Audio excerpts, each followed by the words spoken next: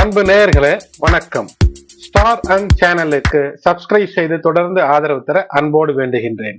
இந்த பதிவில பூமியை நோக்கி ரஷ்யாவினுடைய காஸ்மாஸ் 482 என்ற விண்கலம் கிட்டத்தட்ட ஒரு 17,000 கிலோமீட்டர் வேகத்தில ஒரு மணி நேரத்திற்கு அது பூமியை சுற்றி கொண்டிருக்கிறது. 90 நிமிடங்களுக்கு ஒரு முறை என்பது இந்த பதிவை தரக்கூடிய அந்த சமயத்துல நான் காட்சியில நீங்கள் பார்க்க முடியும். இது ஆஸ்திரேலியா நார்த் அமெரிக்காக்கு இடையில அந்த கடல் பகுதிக்கு மேலே பூமிக்கு மேலே மெதுமெதுவாக தரையிறங்கி கொண்டிருக்கிறது. இந்த பதிவை பதிவும் போது கிட்டத்தட்ட பூமியிலிருந்து 250 கிலோமீட்டர் உயரத்தில இருந்த இந்த காஸ்மாஸ் 482 என்ற விண்கலம் இந்த பதிய துவங்கும் போதே 200 கிலோமீட்டர் உயரத்திற்கு கீழ் வந்துவிட்டது. ஆனால் இது ஆச்சரியம் என்னவென்றால் 53 ஆண்டுகளாக, அதாவது மார்ச் மாதம் 1972 மார்ச் கடைசியில விண்ணை நோக்கி, வீனஸை நோக்கி, வீனஸ் என்றால் சுக்கிரனை ஆராய்ச்சி செய்ய அனுப்பப்பட்ட விண்கலம் தான் இந்த காஸ்மாஸ் 482.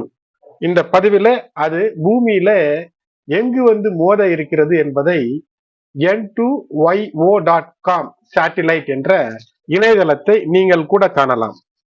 இது north London, Edmonton in Alberta, Canada, south Africa, London ஆகிய நிலைகளில எங்கேனும் ஒரு இடத்துல விழலாம். ஆனால் நம்முடைய பூமியில பெரும் பகுதி கடலாக இருக்கக்கூடிய காரணத்தினால் கடலில் விழும் பெரும் பாதிப்பு இருக்காது என்று சில வல்லுநர்கள் கருதுகிறார்கள்.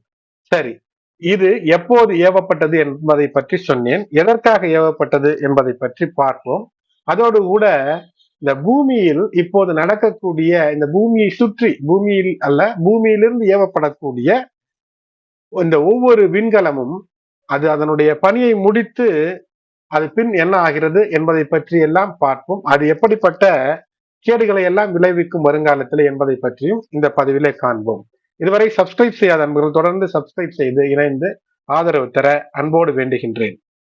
இந்த காஸ்மாஸ் 482 சுக்கிரனை சுற்றி ஆராய்ச்சி செய்து அதிலே பல விஷயங்களை, நுட்பங்களை அறிய வேண்டும் என்று இந்த கோல்டு வார் ஈரா என்று சொல்வார்கள். அப்போது சோவியத் ரஷ்யாவாக இருக்கும்போது பல நிலைகளில உலகிலேயே முதலில் பல சாதனைகளை அதாவது பூமியில் அல்லாமல் விண்வெளிக்கு சென்ற சாதனை எல்லாம் சோவியத் ரஷ்யாவினுடைய சாதனையாக இருக்கும். ஆனால் இப்போது அது அனுப்பிய 53 ஆண்டுகளுக்கு முன் அனுப்பிய இந்த விண்கலம் இப்படி பூமியிலே வர இருக்கிறது. ஆனால் பூமியில் வளிமண்டலத்திற்குள் நுழைந்தவுடன் அது எரிவதற்கான வாய்ப்பு இருக்கிறதா என்று கேட்டால் அதற்கான சாத்தியங்கள் சரியாக சொல்ல முடியாது. ஏனென்றால் மிக அடர்த்தியான வளிமண்டலம் கொண்ட சுக்கிரனுடைய வளிமண்டலத்தில் தரையிறங்கி ஆராய்ச்சி செய்யப்பட்ட ஒரு விண்கலம். ஆகையினால் அதற்கு ஹீட் ஷீல்டு, அதாவது வெப்ப தடுக்கக்கூடிய கருவிகள் மிக திடமாக இருக்கும், வலிமை பொருந்தியதாக இருக்கும். அதன் காரணமாக அது அவ்வளவு எளிதில பூமிக்குள் நுழையும் போது, பூமியினுடைய வளிமண்டலத்திற்குள் நுழையும் போது எரிந்து விடுவதற்கான வாய்ப்பு இல்லை. ஆகையினால பூமியில் எங்கேனும் விழுவதற்கான வாய்ப்பு தான் அதிகம். பூமியில் மோதுவதற்கு சீறி பாய்ந்து வந்து கொண்டிருக்கக்கூடிய இந்த காஸ்மாஸ் 482 கிட்டத்தட்ட 53 ஆண்டுகள் புவி வட்ட பாதையிலே, ஒரு நீள்வட்ட பாதையிலே தொடர்ந்து இயங்கி கொண்டிருந்தது. மெதுமெதுவாக அந்த 53 ஆண்டுகள் மெதுமெதுவாக இறங்கி கொண்டு இப்போது மே 10ஆம் தேதிக்குள் பூமியிலே வந்து விழுந்து செதறும் என்று தான் இந்த அறிவியல் உண்மை என்பது நமக்கு தெரிகிறது என்று அதை துல்லியமாக கண்காணித்துக் கொண்டிருக்கக்கூடிய நிலை. சரி, பூமியிலிருந்து ஏவப்பட்ட விண்கலங்கள் அது பறந்து மேலே செல்லும் போது அந்த முதல் stage, first stage, second stage, third stage என்றெல்லாம் இருக்கும். அப்போது கழட்டி விடப்படக்கூடிய பொருட்கள் அல்லது ஒன்றோடு ஒன்று மோதி சிதறி ஏற்பட்ட துகள்கள் எல்லாம் விண்ணிலே பறந்து கொண்டிருக்கிறது. இப்படியாக 46,000 குப்பைகள், விண்வெளியிலே ஆபத்தான குப்பைகள் இயங்கிக் கொண்டிருக்கக்கூடிய சேட்டலைட்களுக்கு பிரச்சனை தரக்கூடிய நிலையில இருக்கிறது. அவற்றில் சில அவ்வப்போது பூமியில் விழுகிறது. இதிலே சற்று 500 கிலோ எடையுள்ள ஒரு பொருளானது பூமியில விழுந்தது. சென்ற வருடம் கென்யாவிலே விழுந்தது. அதை பார்த்தோம் செய்தியாக. அதன் பின்னர் புளோரிடாவிலே ஒரு வீட்டின் கூரையை பிய்த்து கொண்டு ஒரு நல்ல ஒரு பலுவான ஒரு எடை நிறைந்த ஒரு ஒரு இந்த விண்வெளியிலே பயன்படுத்தக்கூடிய அந்த ராக்கெட்களிலே பயன்படுத்தக்கூடிய ஒன்று விழுந்தது. அது மட்டுமல்லாமல் கனடாவிலே ஸ்பேஸ் எக்ஸ் அந்த கம்பெனியினுடைய ஒரு ராக்கெட்ல இருந்து கழண்டு விழுந்த பாகம் ஒன்று விழுந்தது. இன்னும் நமக்கு தெரியாமல் கடலிலே விழக்கூடிய சிறு பாகங்கள் பல இருக்கக்கூடிய வாய்ப்பு அதிகம் என்று வல்லுநர்கள் கூறுகின்றார்கள். இதெல்லாம் எப்படி நடக்கிறது என்று பார்த்தால் 1957 விண்வெளியில ஒரு சேட்டலைட் கூட மனிதனால் அனுப்பப்படவில்லை. 1958 ஒன்று என்று துவங்கியது. 2002 1308 சேட்டலைட்கள் பூமியை வட்டமடித்துக் கொண்டிருந்தது. அதே 2021 அது கிட்டத்தட்ட 4000 தாண்டியது. 2025 14,000 சேட்டலைட்கள் நம்முடைய பூமியை சுற்றி வருகிறது. அப்படி என்றால் எவ்வளவு அடர்த்தியான ஒரு டிராபிக், ஒரு போக்குவரத்து பூமியினுடைய மேலே, பூமிக்கு மேலே, அதாவது தொடர்ந்து சுற்றி கொண்டிருக்கக்கூடிய, வேகமாக சுற்றி கொண்டிருக்கக்கூடிய இந்த சேட்டலைட், இவையெல்லாம் எத்தனை ஒரு பெரிய குப்பைகளாக அங்கு பயனற்றதாக இருக்கும்போது குப்பைகளாக மாறிவிடும்.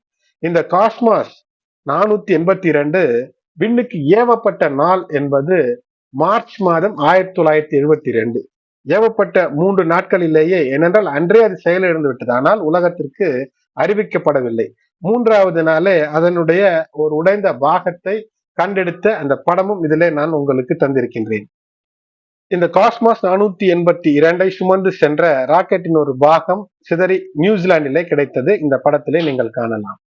இது கிட்டத்தட்ட ஒரு 500 கிலோ எடை கொண்ட ஒரு பொருளாக பூமியில் வந்து விழும். ஆனால் மொத்தமாக பார்த்தால் கிட்டத்தட்ட ஒரு 6000 கிலோ எடை கொண்டதாக வானத்திலே பறந்து கொண்டிருக்கிறது. ஆனால் அது மெதுமெதுவாக இறங்கும் போது உதிரி பாகங்கள் போன்று சிலை கழன்று சென்றாலும் கூட இந்த சுக்கிரனிலே இறங்க வேண்டிய விஷயமானது 53 ஆண்டுகள் கழித்து எங்கிருந்து கிளம்பியதோ அந்த பூமியை நோக்கி இங்கேயே வந்து விழுகிறது. அது விழக்கூடியது என்பது மே மாதம் 10ஆம் தேதி என்று கணிக்கப்பட்டிருக்கிறது. இந்த பாதை நீங்கள் பார்க்கலாம். நான் முதலிலேயே இந்த பதிவை துவங்கும் போதே காட்டினேன்.